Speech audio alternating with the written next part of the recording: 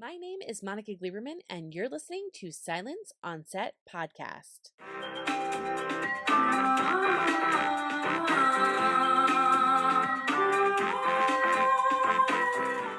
On today's podcast, we have Daniel Sunjata, who plays Charlie Davenport in the new show on Netflix called Echoes. The show is about identical twin sisters, Lenny and Gina, who decide to swap their lives. However, there are dire consequences when one of the twins goes missing, causing both of their lives to rapidly fall apart. So here to talk about his character and the complexity of the show is Daniel Sunjata. I wanted to start off really quickly. How do you balance that? Because you're in so many great roles and every role is so different for you and you're playing such a different character. And with Echoes, I mean, it's a very different character for you. So how do you do that as an actor? Because it's like nonstop for you. Yeah, I mean, honestly, there are periods of quietude between the jobs. So it's not like you're just shooting one thing and then shooting another thing or shooting multiple things at the same time. And so you have time to like switch from, when I was on Power Book Ghost and I had like the bald head. The next thing that I did after that was Echoes. So I had a little bit of time to like, my hair was very short in Echoes, but but I did have like a month or two to like transition to the, to the next character that I was playing. Right. So there's the opportunity for adjustment for sure. So when you get Echoes, it's such a crazy storyline. When you read it, how do you decompress that script? Because I imagine reading it must be a little more difficult than us watching it, I would assume, but I'm not sure on the actor side. So when you read it, how do you figure all that out? Well, I needed some help because when you're trying to take a story like Echoes off of the page, I needed help tracking when Lenny was Lenny and when it was Gina, when it was Gina as Lenny and when it was Lenny as Gina. So like sometimes you just, as you're reading it, you could not tell. And the producers and the other actors were there. We're all having the same problem, Daniel, and so they went through the script and they marked it out for us and made sure that was clear. And my character, Charlie Davenport in particular, really needed to know because as Charlie, he knows when they are switching. So like there's no wiggle room for me to pretend like I know as the actor, like I need to know who I'm dealing with so that I can do all the subtleties that we're supposed to do in the scenes that we shoot. But then on top of that, when we're watching as viewers, I didn't know that that Charlie knows. Like I didn't know. So how do you add that in? Because you did that so well. Because I watched it again, and the second time I went, ooh, and I started noticing things that you were doing, but I didn't notice it the first time because I had no clue that Charlie knew. Yeah, as Daniel, I needed to know when Charlie knew, but when I am Charlie, you just have to play it straight. You just play it straight, totally innocent, as if you don't know. But the actor needs to know. It's hard. It's hard. It's a hard thing to describe. It was a very convoluted and strange story. What's kind of what drew me to it was I knew that people were going to have to watch it more than once in order to really get it. So I was like, okay. Interesting job. What led you into wanting to take on this role? Because I imagine when you read it, you're like, okay, this guy's interesting guy, has interesting background. And now there's like 4 different things I need to keep track of and multiple storylines. So what made you go, yeah, I want to jump right in and do this? It was exactly what you just described. It was the challenge of that, and obviously the opportunity to work with and on Netflix, which is probably my favorite streaming platform. I have many at my disposal, but I think I spend more time watching Netflix than probably anything. So I was like, wow, Netflix limited series. Who would say no to that? So it was easy. So how would you describe Charlie? In general, strange. I think that he's a strange cat, but I think that he's well-meaning. I think that he did truly, love them both. I'm sure that he was dismayed when he realized that the switching was happening. Probably thought it was a joke at first. Kept waiting for them to say, "Ha, we're just kidding." And when he saw, oh my gosh, they're actually really signed on to this. They think we don't know. I think that he found it intellectually fascinating as he's a clinician. He's a psychotherapist. And so, when he sees something like this in real life, especially it's in his karmic orbit. This is like, these are people in his life doing this in his face. I think that he just kind of like was fascinated and just kind of sat back and said, okay, I'm gonna go for this ride and see how far they take it. Then of course things got dark. People go missing, people start getting killed, all kinds of crazy stuff. But yeah, it was a little crazy. Yeah, it was entertaining to watch. And I found it so interesting when we find his books, the notes that he's been taking. Yeah. When when one of the characters finds it and she opens it up and like kind of sees them, I went, ooh, that makes sense to me because nobody else, the town, the friends, other husbands, other people involved, had any clue, Yeah. anything that there was switching going on. If anybody was going to know, it would have been It Charlie. would have been him. Yeah. And Yeah, it made complete sense. this is somebody when you talk about Charlie, you're talking about someone who pays attention for a living. So like he notices the smallest things, so yeah. So why do you think, I understood it from a clinical perspective of him being a doctor, writing all the notes, being just fascinated, like this is in front of him and he's able to kind of like watch it and write it all down. Why do you think that he let it happen and that he does fall in love with them and he just continued it till it got to, kind of a point of no return? There is a scene where he's being confronted. I think it's by Gina. I think. See, even now I can't remember. Yeah, there was a scene where she confronts him and asks him why. And he says, I was trying to be allowing. I mean, this is such a weird thing to say. I was like trying to be allowing, trying to be understanding. Then also at a certain point, when you go so far with something, even though you might want to stop and turn back, you've gone past what we call, as the cliche, the point of no return. And so I think that's what happened with all the characters, really honestly, except for honestly, poor Matt Bomer. He had no idea.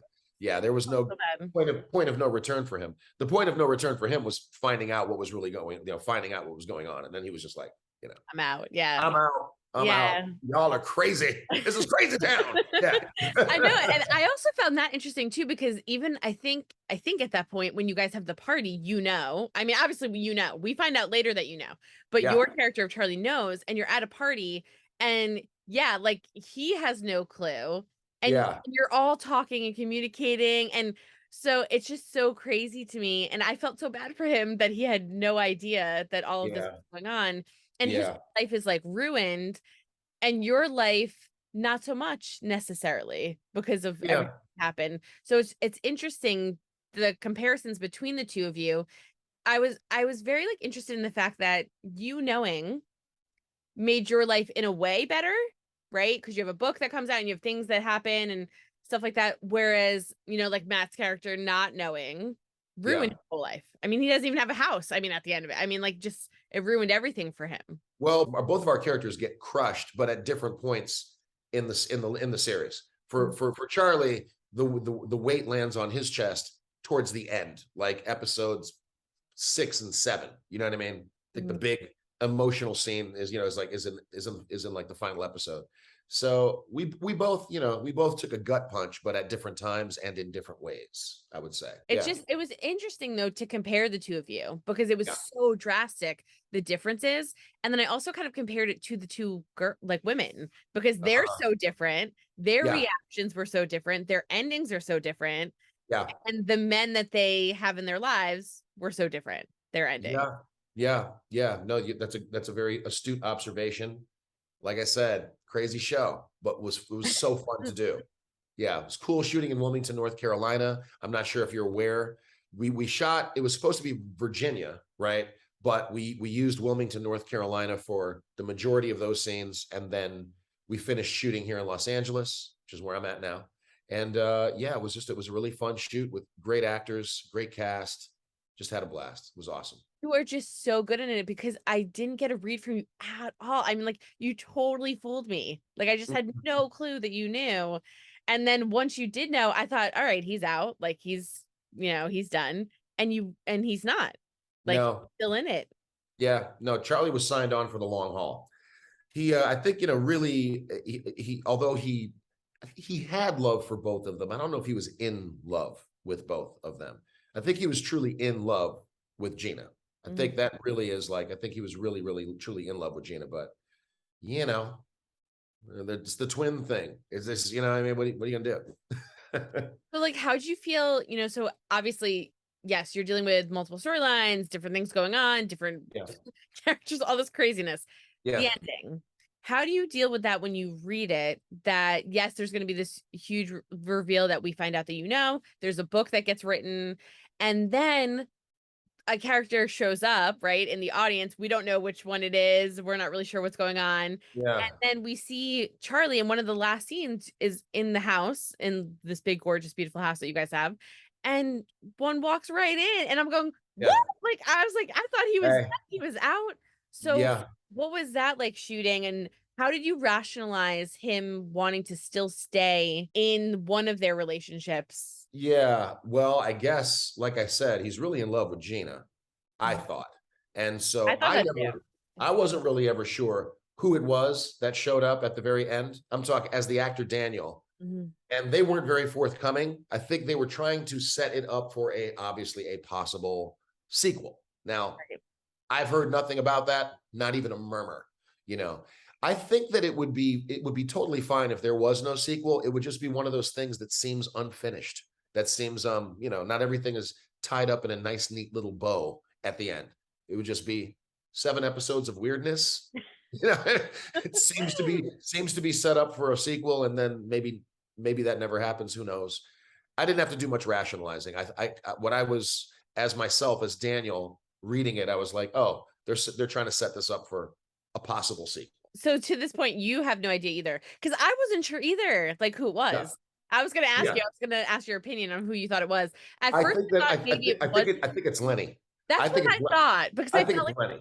I felt Yeah, like there was a little like the way yeah. that they wrote it. I felt that there was spatial. There was a lot of Hmm. space between the two of you, and I felt like if Hmm. Gina, there wouldn't have been. But I Right. wasn't. I still wasn't sure. Yeah. So I wasn't sure if I you think knew. it was Lenny, and they never really told us. So Yeah. what was your I guess like favorite part of shooting this whole thing and of fans reacting because everyone, I mean everyone's talking about it. Yeah, my favorite part of shooting it, I guess, was working with work with shooting all those scenes with Michelle. She's such a really gifted actor. Yeah, I mean, like, I was taking notes, learning from her, watching her process.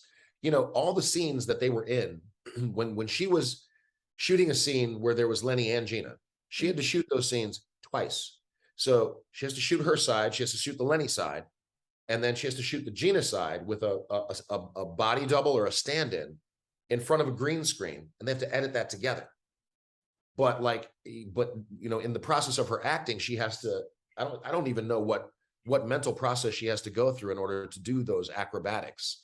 It requires a tremendous amount of artistic dexterity. So watching her, that would be one of the main highlights, and working with her. And the other one was getting to #1 on Netflix top 10. Like that was obviously after we were done shooting, but like in Mhm. terms of being involved with the project, that would be the other thing that was the main highlight. Did you really think it was going to go number 1 though? I felt like it was so good. I mean, like when No, I didn't. I was hoping that we would get to the top 10.